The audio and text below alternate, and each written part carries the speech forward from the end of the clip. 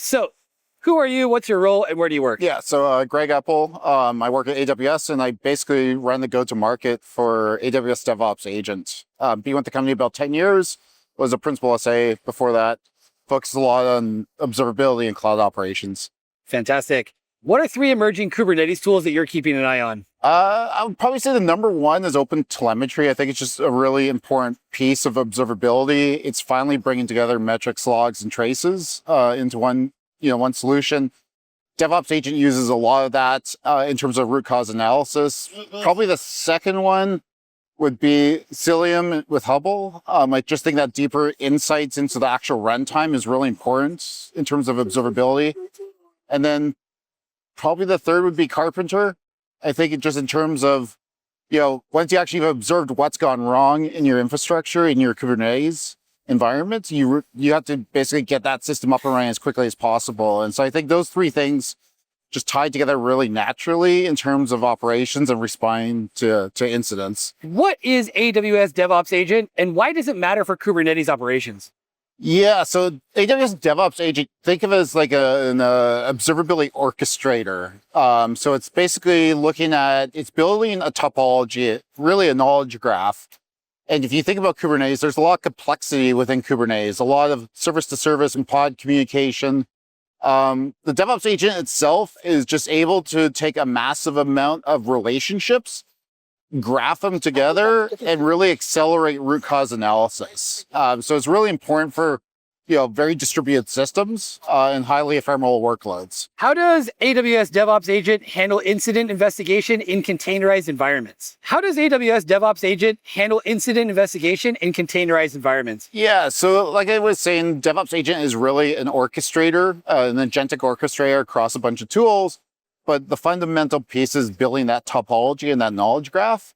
And so in the containerized environment, when you have a lot of ephemeral resources, a lot of changes happening at different levels, DevOps Agent is basically able to stitch those relationships together and using that graph, accelerate the root cause analysis. So it's very time consuming for a human to look at metrics and logs and traces and the different events happening within Kubernetes.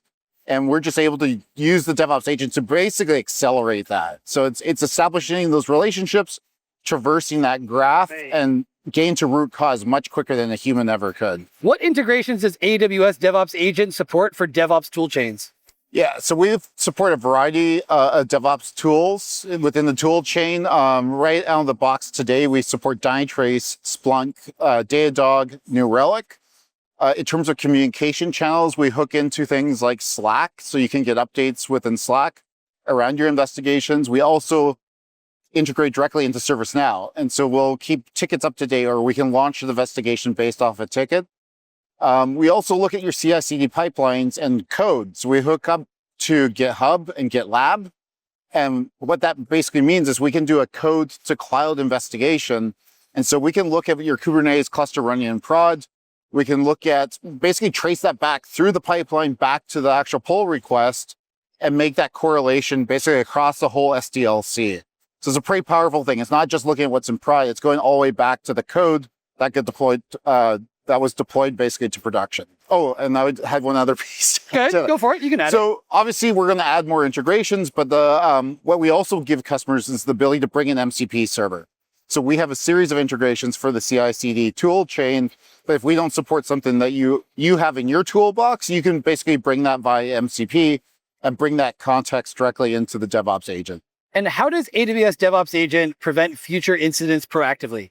Yeah, so this is really the second capability within DevOps Agent. Outside that investigation and doing that investigation for a particular incident, we look at basically all the investigations that have happened over the past week.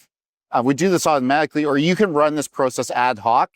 And we're basically looking for patterns. We're looking for things that keep happening. Maybe there's resource contention issues in your EKS cluster that keep happening on a reoccurring basis. There's a pattern there, basically. And so that preventive capability is looking at those patterns and then give you a longer term, basically operational improvement that you should make just to really increase the resiliency and the performance over time. So it's not just looking at point in time issues. It's looking at those patterns over a period of time and then basically giving you the recommendations or the prescription on how do you actually improve your operational excellence. And how does AWS DevOps Agent fit into modern cloud native architectures? Basically, it fits into your modern cloud native architectures because it's looking across basically the whole tool chain. And like I was saying before, it connects into your code repos, into your pipelines.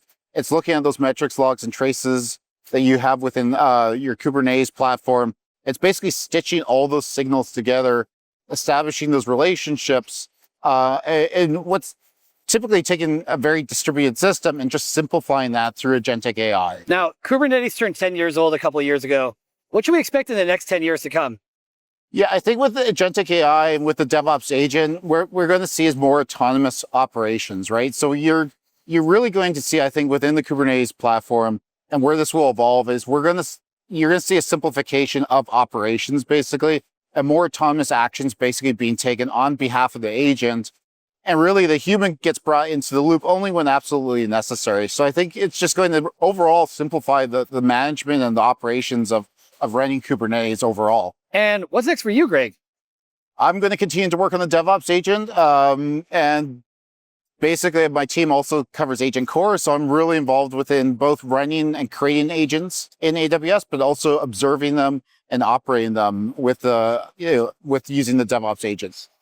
And how can people get in touch with you? Yeah, so I'm on LinkedIn. You can just search for my name, Greg Eppel, and I'll just show up basically on LinkedIn. So.